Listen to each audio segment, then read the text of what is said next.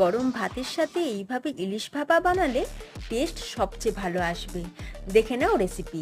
প্রথমেই একটা বাটির মধ্যে 4 চামচ সর্ষে, আমি এখানে সাদা সর্ষে নিয়েছি, জল দিয়ে ভিজিয়ে রাখবো। অন্যদিকে ইলিশ মাছকে ভালো করে ধুয়ে নেওয়ার পর তার মধ্যে নুন আর হলুদ মাখিয়ে রেখে দেবো। যদিও আমরা হলুদটা পরেও ব্যবহার করব, তবুও আগে থাকতে মাখিয়ে নিলাম যাতে রান্না হয়ে যাওয়ার পর ইলিশটা ফ্যাকাশে না হয়ে যায়।